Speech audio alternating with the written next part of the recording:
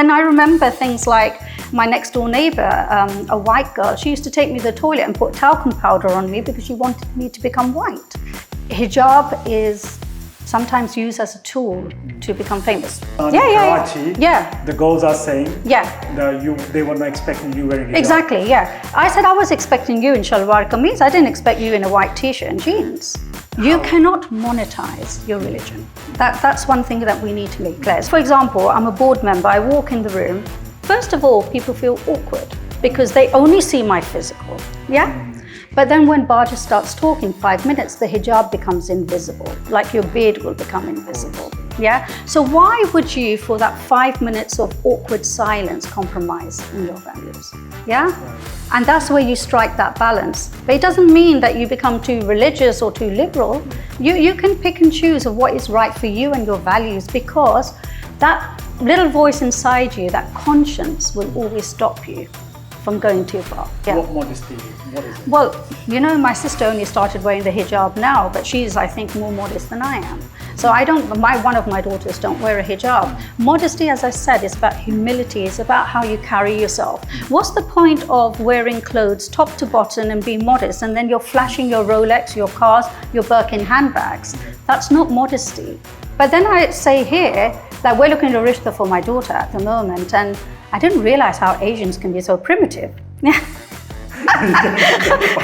What happens when you trade a medical degree for a sewing machine? Today on PCHM, we are sitting down with the woman who did exactly that.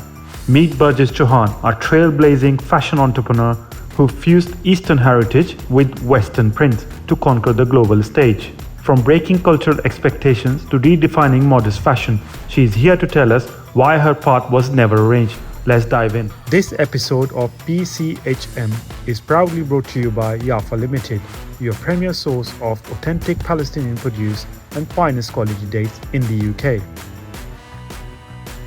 Assalamu alaikum. Thank you very much for joining us.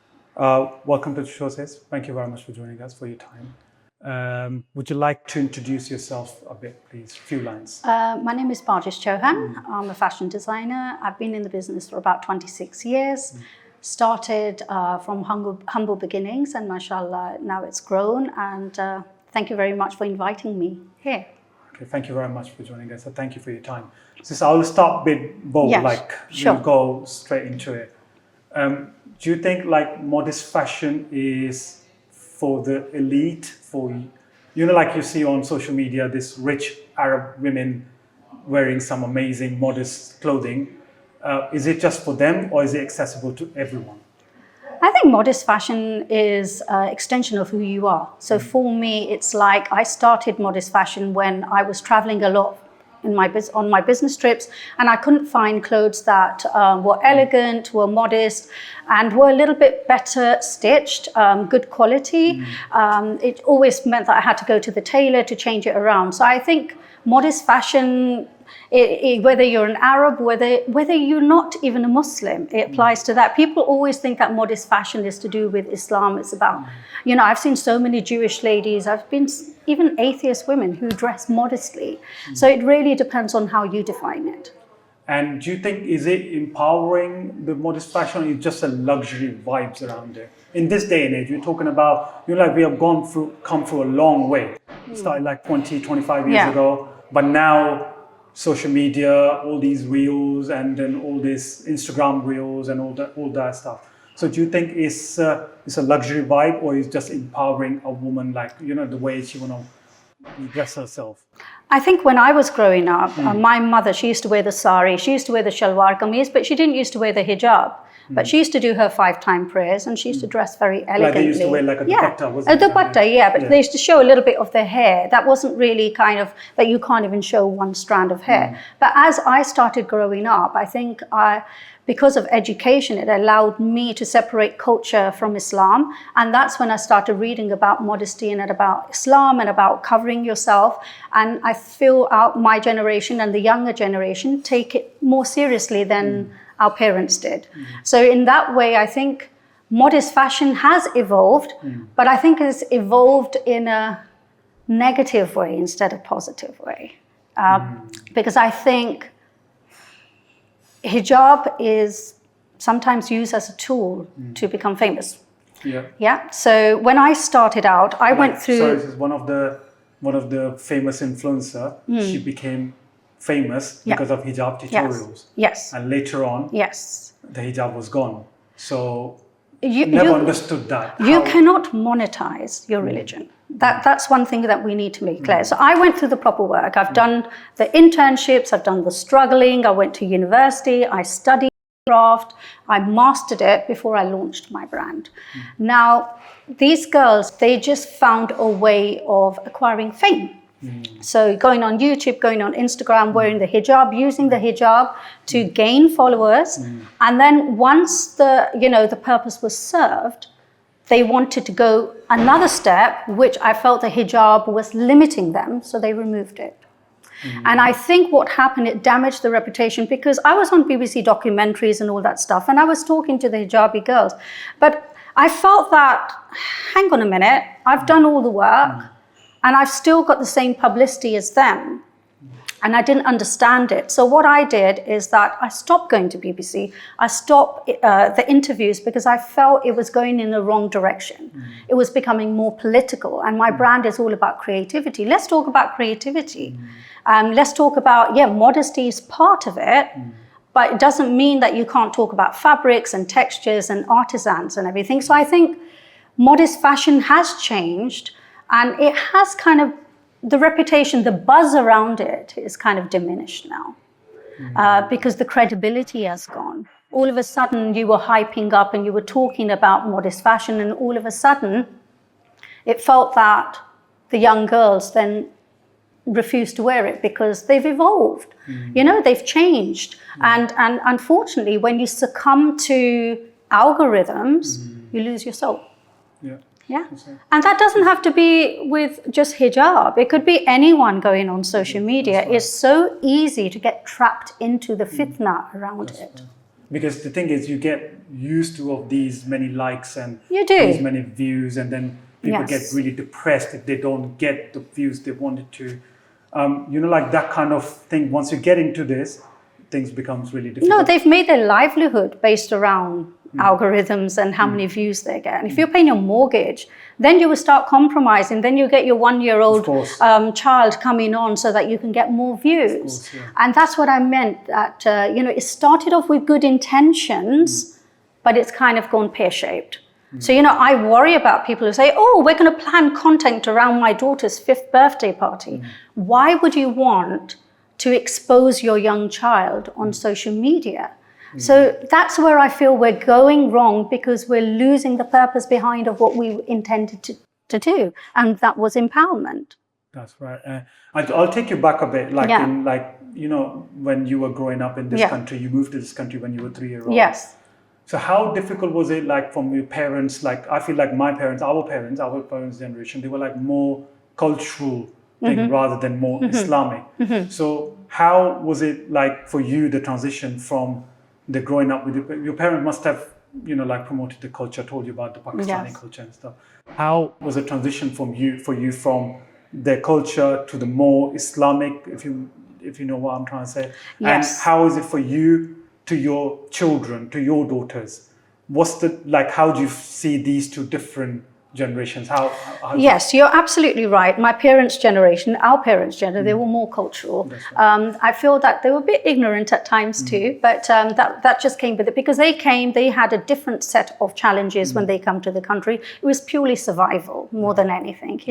A lot of parents come from working class background, but my dad was a bit different because he was an engineer going from port to port. So he was on the sea for about 6 months. So he's traveled around the world. So when he came here, his mother didn't want him to come here. So, they were quite privileged in Pakistan, in Karachi. So I felt that he never really stopped me from doing something that I believed in. And I feel that I was born with wings.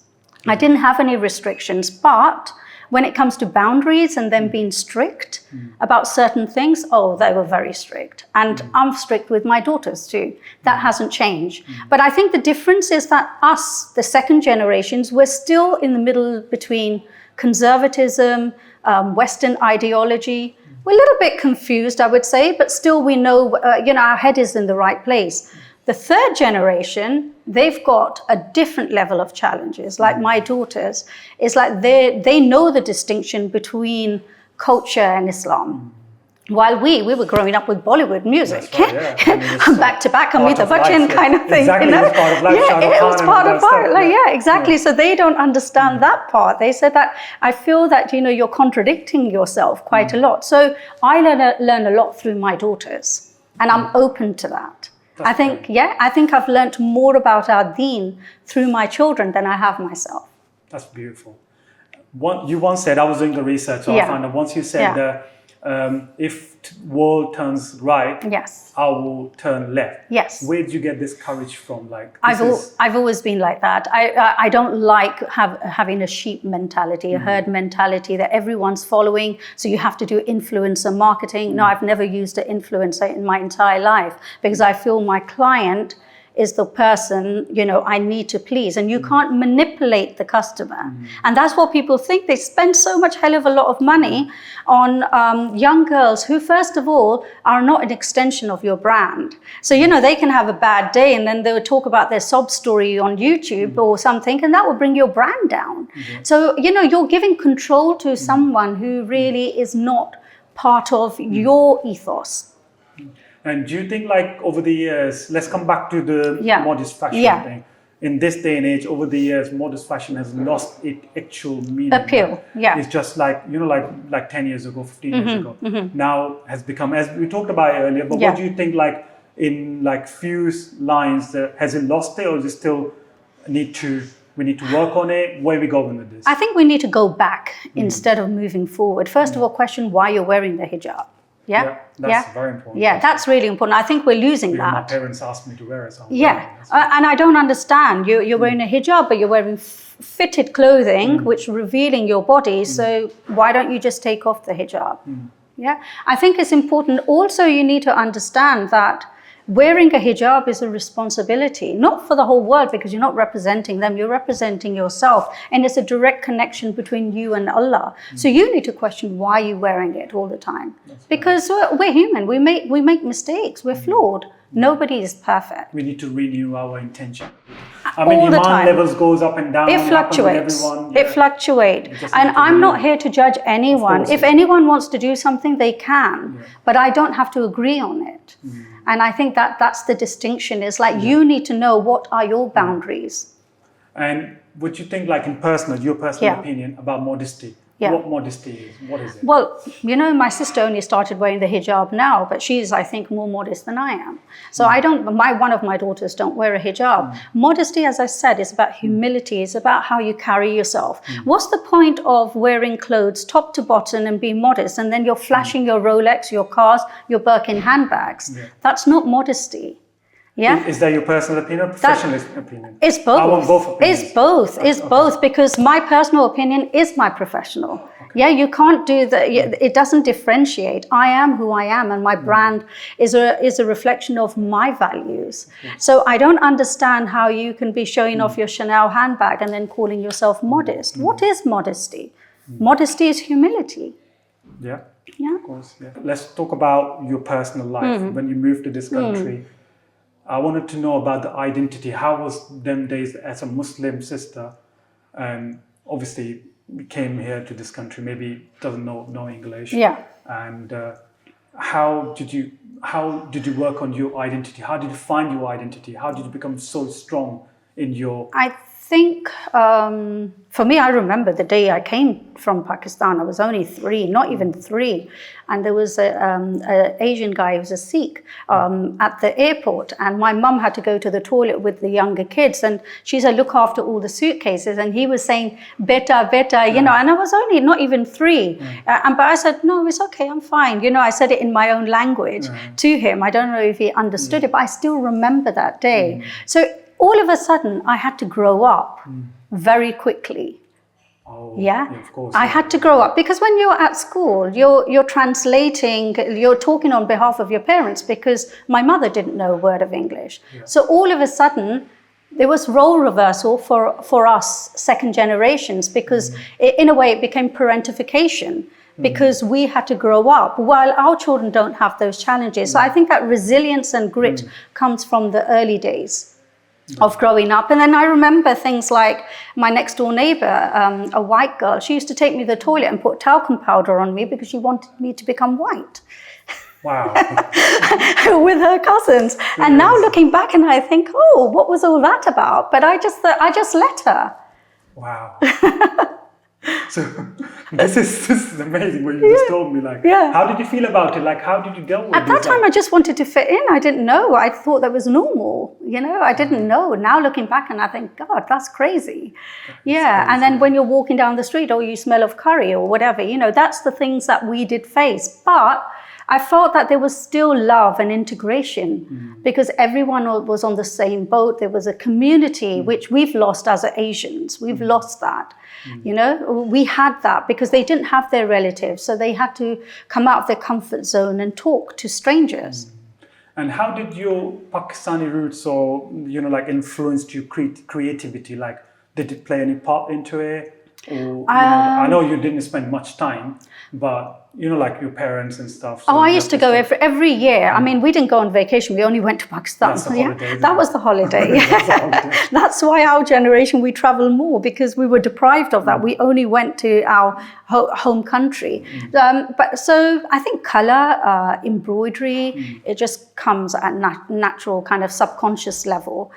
Creativity, handmade stuff. I mean, that's where I feel that my work is quite special because I work with artisans and I like that craftsmanship. And I think that's come because of the back of being Pakistani. And any memory, like I know you left so early, any Karachi memory you have got in your mind you want to share? Karachi memory, I think definitely the smell, the food, the closeness and, the relationships that you had. They didn't have a lot. So in terms of, going upstairs and all sleeping together on the floor, I mean, I still prefer sleeping on the floor.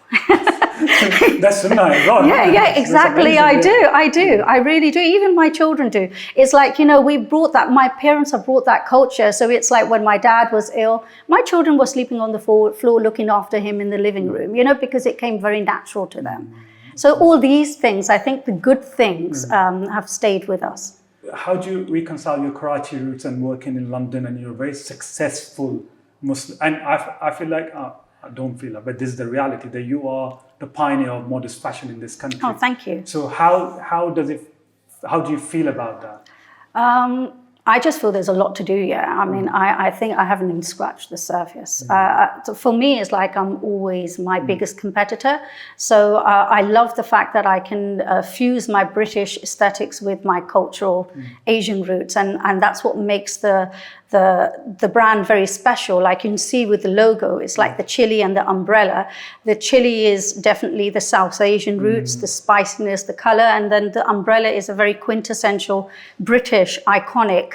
We're always talking about the weather and the rain, So I wanted to kind of bring that together and make a kind of a third identity which is very much represents the third generation. And I still feel like that's my personal opinion, that I feel like still in this day and age, the Pakistani or Bengali or Indian girls being raised to find a good rishta, get them married so they can get settled, and then all that stuff. So how did you, do you still feel is the case, or how did you manage to break the script? Well, I had an arranged marriage, it was perfectly fine. But the parents' mindset is like raise them, to become a good wife. I mean, you have to be a good wife. I mean, a good husband. Yes. But then, do you feel like it's just the only purpose? Still, I feel like in this day and age, some of the parents still the same way. I think what it is, there is still this element of fear. Let's talk about this country and Pakistan both. So tell us about this country. I think this Pakistan, they've become more liberal. I can see the difference now. When I go there, it's all about, for them, it's like they feel a sign of progression is following the West. They've kind of lost their identity. But then I say here, like we're looking at a rishta for my daughter at the moment, and I didn't realize how Asians can be so primitive. All of a sudden you want someone educated, but they still need to make that gold chapati. It's that mindset. Right. And these are like British Asians who are educated, doctors, engineers, but their mindset is very primitive in how they perceive their wife and how they want them to be, which I think is wrong. A woman should be independent, but at the same time, the man is the provider. That's his role. My daughter will get offended if she's meeting someone and the guy is not paying for the dinner. That would feel really, really strange. So I think we as a community, there's still a lot of lack of integration. I think our mindset hasn't evolved as it should have. We don't have to become too liberal, but at the same time, I feel that if we open up and come out of that little bubble, I think we've got more chance of growing. I think that the growth is not there. It's stinted. Yeah, true. That's right. And how do you strike the balance? Like, for example, as you said, I feel the same in Pakistan. Like they want to follow the West, and they feel like this is their success. Like in this country, it's a continuous struggle for your identity, for your deen. You want to be like, like you want to pay 5 times because you don't want to be like you don't want to look like you are a Muslim. So how do you strike a balance, like in both worlds, in Pakistan, here? I think down there when I went to Iqra University, because I'm a public speaker too, so I went to the university and they were expecting someone very liberal to walk. It's quite an elitist university, and everyone is very kind of upper class, and they just thought someone's going to walk in who's going to be really all dressed up and dolled, and I came with my hijab. So the first question the student asked is that we weren't expecting you. Did they say that? Yeah. Oh, wow. Yeah, they did. But then I said that I wasn't expecting you. In Pakistan, in Karachi, the girls are saying that they were not expecting you wearing hijab. Exactly, yeah. I said I was expecting you in shalwar kameez. I didn't expect you in a white t-shirt and jeans. Wow. Yeah. You said that to me. Yes. That's brilliant. Yeah, so I think in that way they're losing it, because there is the level of insecurities and inferiority complex, and that's come about due to social media. And globalization. They just have this FOMO that they're missing out on something. While here they're trying to preserve their religion and culture, which is fantastic.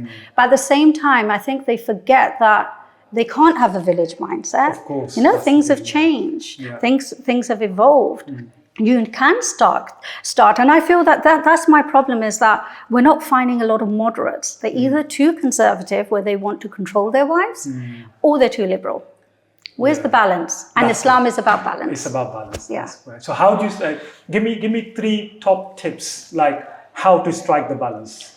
Doesn't matter which part of the world you're living in. I think most important thing for me is know that who you are. You have to know who you are. You have to know your boundaries. This is the boundary I'm not going to cross. So my daughters know they can't have boyfriends. They can't have all this stuff. We've raised them well. Sis, when you're young, sorry to interrupt. When you're young, you're in your teenage or early 20s. I mean, like when I was petrified of my dad.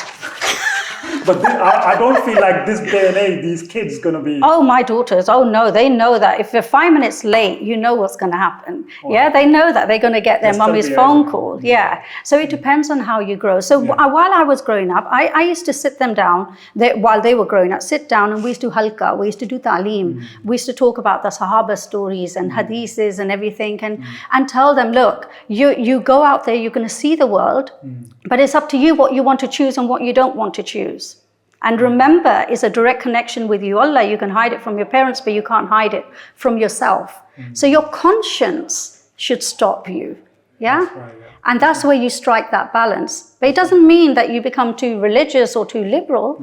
You can pick and choose of what is right for you and your values, because that little voice inside you, that conscience, will always stop you from going too far. That's right. And visibly Muslim, you want to be like best clothing and all the rest of it, but a little change within yourself. I feel like in this country, I wasn't born in this country, and I came in when I was must be like 18, 19, 20 years old. Right? So in this country, I felt like when I came into this country, for me, the biggest shock was like, people are trying to learn Islam, and there are generally people are better than back home, I would say. But sometimes I feel like it's more about visibly Muslim. You want to look visibly Muslim, but the way you practice, that's kind of like missing? That's my personal opinion. What do you think? Like, is it case? I think with me, I didn't wear the hijab when I was growing up. So I started wearing it when I was 30. So, it's changed. When I was at art school, I didn't wear a hijab, but I knew my boundaries. I knew certain time at 8 o'clock, I had to be home. Otherwise, my dad's not going to be happy or my mom's not going to be happy. But I feel that, for example, I'm a board member. I walk in the room. First of all, people feel awkward because they only see my physical. Yeah. But then when Barjis starts talking 5 minutes, the hijab becomes invisible, like your beard will become invisible. Course, yeah. So why would you, for that 5 minutes of awkward silence, compromise in your values? That's amazing. That's brilliant. And okay, let me ask you another question. Like when, elite fashion and stuff, did anyone ever told you that they tell you that you don't belong here because you... Oh yeah, all the time. I mean, I was at Paris Fashion Week and I was designing for a brand there and I was the only one wearing a hijab. And it's like, they were thinking, what are you doing here? I mean, one PR guy, bless him, he said that, look, you can't become a designer because A, you're Pakistani, B, you're a Muslim, C, you're a mother, and you graduated a long time ago. And I said, that's your own choice. Don't you want to have a look at my clothes? He said, okay, I'll look at it. And then he started getting really shocked. So, oh, that's really good. So I think it's up to you what you want to take and what you don't. But bless him, it's good that he was honest. Because he said it's going to be very hard. And it was hard. I mean, my dad wanted me to become a doctor. And I got into medical school and I decided not to go. So it was a huge challenge even trying to convince my parents. Go into a glamorous... Pakistani exactly, glamorous world of fashion. But I said, I told my dad, clearly, I'm not going to go to the parties. I don't need to go to the parties. And I still don't go to the parties. So it's up to you what you want to pick and choose. That's right, yeah. So identity is powerful, but ambitions need, like money. Let's talk about money. What do you think about money? I've got a love-hate relationship with money, to be honest. I feel that money is a trap at times, but also we need it. So you need to once again strike that balance of, there's so many times that I have refused to do a project because I wouldn't able to sleep well at night and I've lost out on a lot of money at the back of that. But I don't have any regrets. So money is good, but as long as the intention for you is that money is not yours, it's your amanat. Yeah? That money, if it's for the good, and it's to betterment society, then that money is good. If you're compromising your values and you're cutting corners to get it, then that becomes haram. But then when you're like, like when we start and we want to earn a lot of money, everybody's like that. We all want to make a lot of money. That's where I feel I'm not like that. It's never been. I cannot make money just for the sake of making money. There has to be a purpose behind it. And always people say, oh, everyone wants to make money. And I said, no, that wasn't the intention of setting up my business. My intention was to look after my children so I don't have a boss at the back of my head, And that, obviously, you're going to make money. But if you're just solely focusing on making money, then you're going to get sidetracked eventually. And in our society, I feel like Pakistan, India, Bangladesh, South Asia, in this country as well, South Asian communities and stuff, if woman becomes powerful, and how do you become powerful? You get an education and you start making good money and stuff. People are like generally, I'm not talking on behalf of every man, but generally the perception is like they feel intimate, like they're scared, this woman is like. So how did you feel that? Did you? I was, there was show live wire competition. So I entered it, and in the judging panel was an Asian guy. Right. And he, after I won, he came to my husband, who was at the events, and he said, you won't have to earn anymore because your wife will be earning for you. That's what he said to him. And my husband, and I just looked at my husband and we just laughed it off.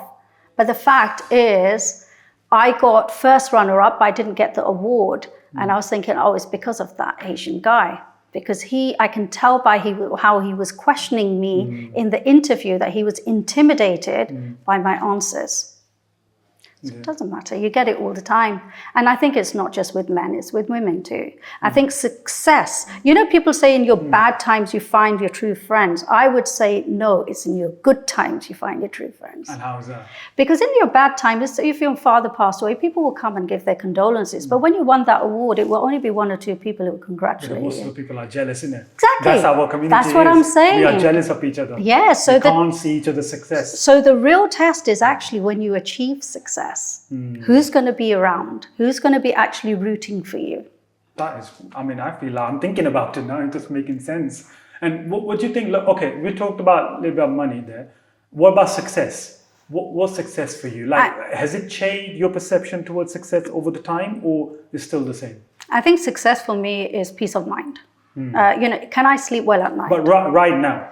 Yeah. But back then, like 10 years ago, what was success for you? Success for me was the fact that I can balance my picking up my children from school and having my business. That was success for me at that time. Now it's changed. Now it's scaling the business. How can I get it to the next level? How can I reach out to different markets? That's success, but that's just business success. Yeah. I just feel that as long as my conscience is clear and I haven't harmed someone to achieve that success, then I'm good.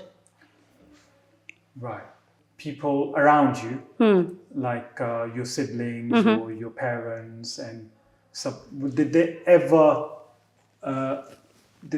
How did they help you shaping your journey? I've just had a wonderful family, to be honest. I've just been blessed. Alhamdulillah. My husband, he would look after the kids, take time off from work so that my brother can come with me on business trips. And that's how we've done it. And my mum, she lived one door away, so we used to get cooked meals every day. So I just feel I'm blessed, and I wouldn't have achieved success if my family didn't support me. So I've just been lucky. But I know a lot of girls, especially in our community. We did a project last year, Making for Change, is where you can get the Bangladeshi community with the elite students from London College of Fashion and do a modest fashion project together. And they invited me to actually facilitate that. So I created it, facilitated it. And then what I realized is that, look at the culture shock, There are one side, there's the Chinese elitist students whose parents own factories in China, and they've just come here to study. And then I brought them together with women who have to ask permission even going to the shops, basically, and bringing them together and doing a modest fashion project. That was a challenge, but mashallah, it was very successful. I don't know about in this day and age, but in our culture, I still feel like women talking about wealth, like people, I don't know if greedy is the right word, they feel like, they are greedy, they're talking about wealth. And I still feel like, I don't know about your experience, but I've got this kind of like feeling they think this way. I've never thought about that, no. But how did you, I mean, did you think about what people are going to be thinking about you? No, I've never have. That's the problem about me. But how does it work? Because us Pakistanis or South Asians, we always worried about log kya kahenge. That's all we worry about. That's the issue with me, is I don't fit in. Just don't fit in. I don't fit in with the Asian community. I don't know where I fit in, to be honest, but it's like my mindset is very evolved and grown. I travel a lot. I meet different type of people. I've got friends from different ethnicities. And the people who are not going to be for you are the people who are not happy within themselves. So you just let them be. You can't change them. Yeah. What's the Instagram success and what's the real success? Like people are chasing this Instagram success and they're making overnight becoming success. What's this success? Like you told about success for you is, like you can sleep at night peacefully. For you, that's a success. But in this day and age, what's going on? What's this Instagram success? As I say, it's a sheep herd mentality. Everyone's they get fake followers and they try to become an expert in something when they're not an expert. Everyone's an expert in something these days, everyone's becoming a public speaker, everyone's becoming a psychologist. That's Instagram at the moment for you. But if you see my Instagram on my brand, it says, I only post when I have something to say. And that's how I see it.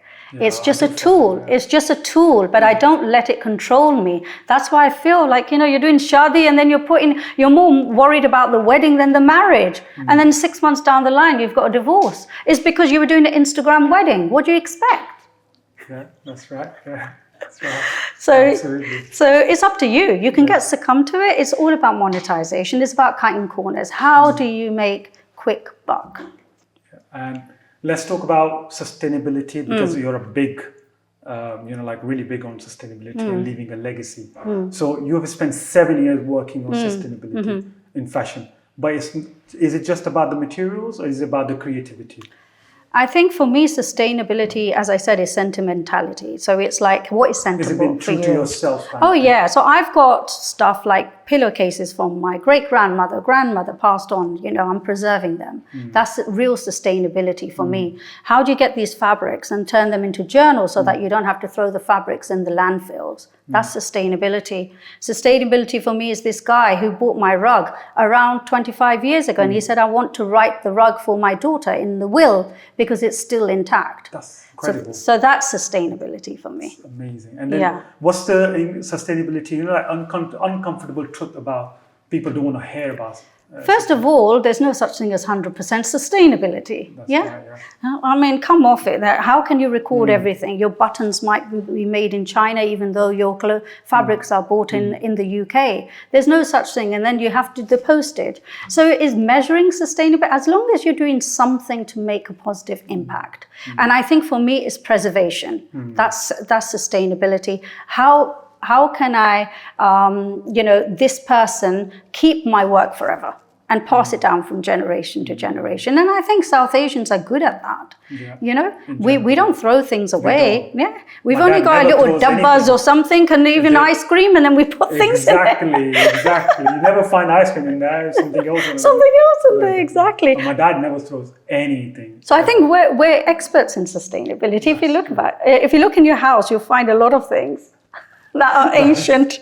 That is so amazing. So this business is one thing, and creativity is another. Yeah. And how do you balance, and without losing your soul, business and creativity? Because you need to make money at the end of the day as well. Yeah. So how do you balance that? There's no balance. One day you're creative, the next day you're not. So it's like, I would say, creative people, can they be a good business person? I think because I've been around entrepreneurs, like my dad was an entrepreneur, it comes naturally to me. Of course. Yeah. So in that way, but not a lot of people can. I think they're too emotionally attached to their work, so they can't be successful. You have to learn to delegate. That's the only way you can sustain in business, which I'm perfectly fine with. I know my limitations. I'm not perfect in everything, so I delegate the rest to other people, and I just focus on what I want to do. And that's it. But I think 1% is creativity, 99% is really perspiration, is the business. And let's talk about the mentorship. I know you have, after sustainability, that's very important. Now mentorship, you have launched a thing, Barjis Initiative. Yeah. Tell us about that. What is it? I think for me, it's like going into elite industry like fashion. I felt that a lot of people from working class roots, they didn't have a hope in hell chance of succeeding, because those rich people had connections, so they got their first job straight away. I didn't have that. My parents didn't have those connections. So I want to be the kind of mediator where the people who graduate coming from disadvantaged backgrounds, I can kind of mentor them so that they don't lose track and then become an accountant or something like that, because that's what happens now. You have to become the breadwinner. There's a certain timeline where your parents will give you, they'll be patient, but after that they say, oh, where's your salary, where's it coming, and that pressure is always there. And it's not just for the boys, for the girl too. So I think I just come in the middle and nurture and help them in giving them that connections, telling them, oh, go to that person, they will help you. And that's what it's all about. And tell me about, because I do follow you on social, I saw some pictures of you in Karachi, in Liari, one of the most deprived area in Karachi. Is that correct? Yes, that's right, yes. And you were there delivering your workshops and helping these girls there. like how that came about, and then what you're trying to achieve out of this. For me, is to reach normal people, working class people, lower working class people in Pakistan, and trying to inspire them. So it was really hard actually doing a workshop not in English but in Urdu, and my Urdu is so bad. So it's like trying to explain things through your hands, gestures, and everything. But they because loved going it. to Iqra University, they won't understand English there, isn't it? Yeah. But going to Liari is this the was like other way of other side of yeah. Karachi, like a poorer side. Yes. They only speak Urdu, isn't They it? do, And yeah. even Urdu is not And they there. speak Balochi. They speak Balochi, yeah, and I don't know Balochi. Yeah. So it was just, I just feel that if you go with the right intentions, then Allah Ta'ala opens up the doors. I mean, they really, really love the program, and they love the workshops, and I'm still in touch with some of them. So it's like, I want to see what happens with them, and they're so talented. They have got, but they just don't have the know-how, they don't have the resources. So if I can come in and inspire them, then great. And one of them said, I didn't get into Iqra University because the professor said you weren't able to afford the fees, which is really sad. It is sad. Yeah. Wow. Okay, let's talk about, let's stay in Karachi then. So what's the, now you have done Iqra University, which is like a high end, I believe, and then Liari. So what do you think, like, which way Pakistan is going in terms of, like, fashion and modest fashion? Is there a new growing thing in Pakistan, or you just... I was saddened, to be honest. I went through Texpo. I was a delegate there last year. So I went to the fashion shows and, seeing models wearing revealing clothes. It's like the people who came with me who were British and white, they were quite shocked. They said, oh, we didn't know that we're going to see this in Pakistan.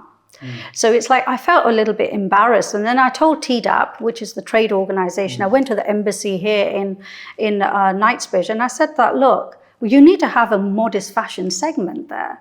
It feels like you're not representing the real Pakistanis. You're just actually focusing on the 1% elitists on these. On the fashion shows, yeah. So they are like, hoping to do something where we can bring modest fashion, but the price point might be a problem there. Just tell me honestly, have you ever been invited in a room to just tick the box of diversity, like, you're a hijab wearing person, let's tick the box, get you in? All my speaker bookings are a bit, based on that. But you can leverage that. So you go on there, but you talk about your story, you talk about how you can empower and inspire people. So it's up to you. Like if I'm invited on BBC, they want me to talk about political, but I talk about the creativity. So I leverage that opportunity to share my story. So it depends on how you see it. Yes, it's always a tick box, but that's not my problem. What's your problem then? My is I'm there to talk about what I have to talk about. Okay, top three tips for the girls growing up in this country, South Asian girls, and South Asian girls growing up in Indo-Pakistan. Okay, so in this country, because you can talk about both, because I feel like you are qualified enough to talk about both. What top three tips if a girl in this country want to get into the fashion industry, modest fashion industry? Yeah. So what top three tips do you have? I think first and foremost, get your family support, because you can't do it without that. I mean, it's a really cutthroat industry. So you need your backup, you need your support system. Secondly, get the proper training. There's no shortcuts in life. Go to art college, go to university, learn the craft, learn what it's about. All of a sudden, everyone wants to become a stylist or a fashion designer. But if you don't know pattern cutting, I don't think you can become a proper designer. I think third thing is that don't go in there just to make money. Because after a while, first few years, you're going to lose money. And you do. So you have to go with the intention that why do you want to become a designer? I think it's your why. You have to know your why in whatever you do. Yeah, so that's the three tips for someone in the UK. South Asian girl, like South Asian girls. Pakistanis, it's only the elitists who become the designers. Why is that? Because How can we change that? a change You once. went there to change it, like Liari. So did you follow up anyone's success? Anyone came through? Yeah, Kiran Foundation is that they work, they empower those kids from Liari and give them those education so that they can go to those top universities like Ikra University and become a designer. That's the first thing, is give the access point to them. Yeah. Secondly is that then funding. They need funding. They can't do anything without funding.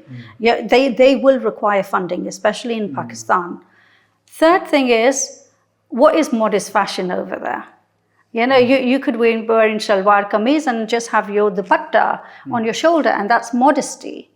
Yeah. So the definition of modest fashion, which is in Pakistan, is not the same as what it is in the UK.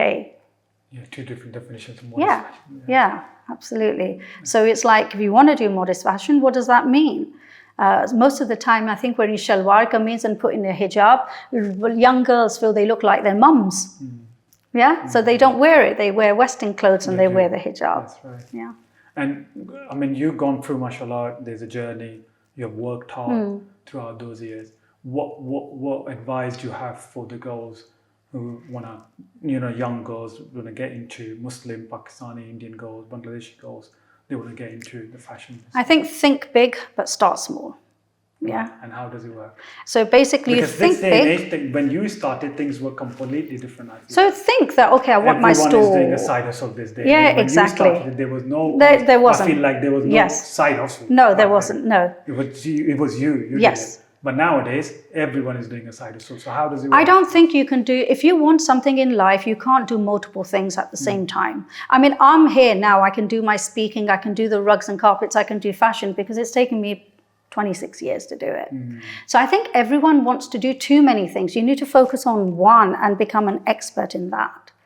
How can you become a public speaker when you don't have a story to share? Exactly. Yeah. When you spend 26 years in exactly, trade, automatically you become a public Because speaker. you have so much failure to talk about. I mean, that's what I talk about. I love talking about failure, and Asians don't like the word failure. Yeah? So it's like A-level GCSE results recently. It's like the parents were like panicking So much like pressure crazy. And sharam karo, you couldn't pass this and that was your cousin. It's a comparison game. No, it's not just comparison. It's the parents are living out their dreams through their children. That's true. Yeah? So I think we need to change as a community that your grades don't define you. You know, your success, your bank balance doesn't define you. That flashy car outside doesn't define you. What defines you is your character. And that's where a lot of young people are becoming, they have friction and they have problems with their parents, because the parents don't understand the pressures that they have too. They can't live out their dreams. That's right. Yeah. Okay, let's end with this. Like in 20 years' time, what do you think the modest fashion would be like? How do you see it next 20 years' time? And at the same time, in next 20 years, when people hear the word, your name, Barjis Chohan, what do you want them? What's your legacy? What do you want to leave behind? Let's talk about the fashion first, and then we go to modest fashion. I think I'm gonna see more Western people going into modest fashion, and our people going the other direction. So, Yeah. it's so funny, isn't it? That's how I see it. Yeah. I agree with you. Yeah, You know, yeah, that's how yeah. I feel like the mindset is. Yes. Yes. So we see the young girls, like you know they don't mind wearing short skirts now. They don't mind wearing bikinis. They don't, and they're Pakistanis. Yeah, So it's like, for me, it's like I feel that they're going to go more on the liberal side, while there's going to be a lot of reverts who are going to really practice our religion properly. And legacy behind. I think I want people to remember that I didn't sell my soul. That's it. Thank you very much. Thank you. Thank you for your time.